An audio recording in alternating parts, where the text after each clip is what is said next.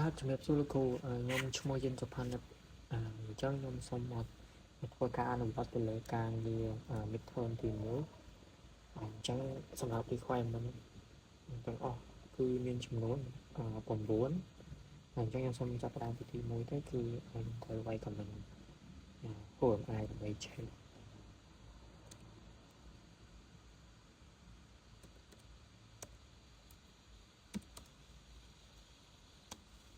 អញ្ចឹងគឺអានេះគឺជាឈ្មោះរបស់ខ្ញុំហើយបន្តមកទៀតទី2ខ្ញុំត្រូវវាយ comment PWD ដើម្បីបង្ហាញថាឥឡូវនេះយើងកំពុងនៅចំកន្លែងណា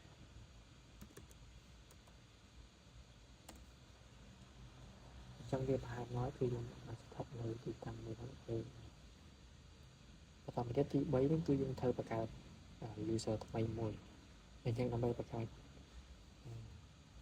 user ថ្មីបានយើងត្រូវវាយ comment sudo user add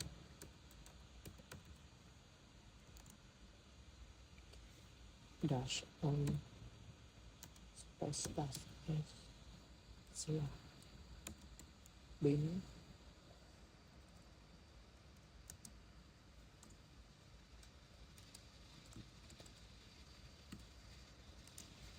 slash bin slash bash ហើយឈ្មោះដែលយើងចង់ដាក់03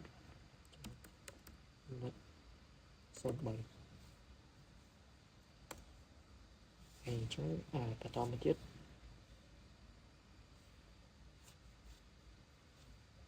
ទី4ខ្ញុំត្រូវការ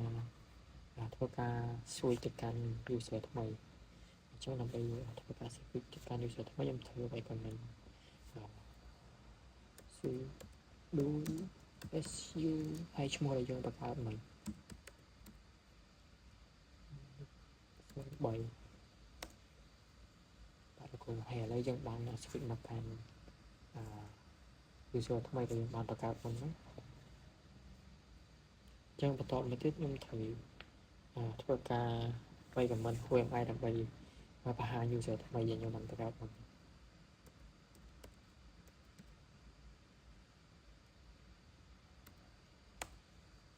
លោកគ្រូអញ្ចឹងនេះគឺជា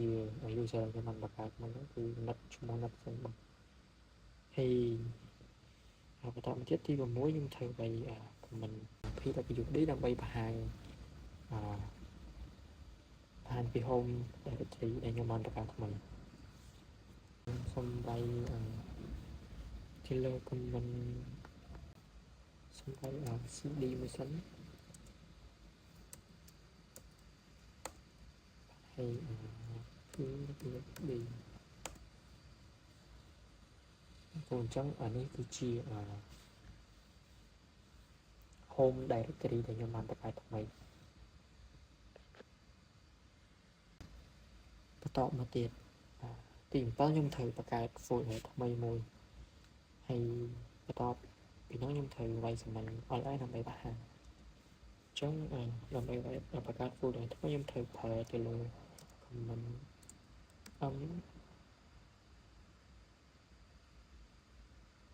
kdir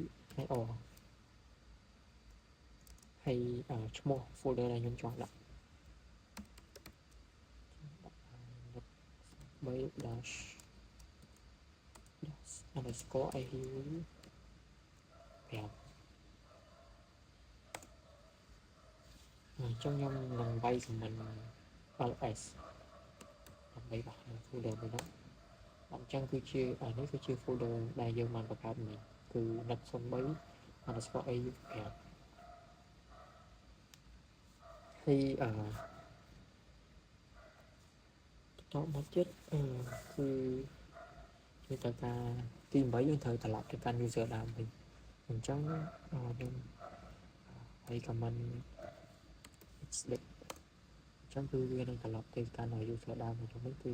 ឈ្មោះ net ដែល user ខ្ញុំបង្កើតថ្មីគឺ net 03ហើយទី9គឺខ្ញុំនឹងធ្វើការបង្ហាញ user list តាម cat /etc/ submit ចឹងនឹងឲ្យ cat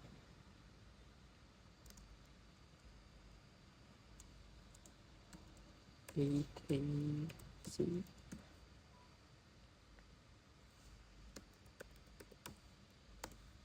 នេះវាចេញមកគឺខ្ញុំអត់មានឈ្មោះតាមនេះអញ្ចឹងការងារខ្ញុំបានបញ្ចប់ទាំង4ចំណុចហ្នឹងហើយអញ្ចឹងអរគុណច្រើនជំរាបលាលោកគ្រូ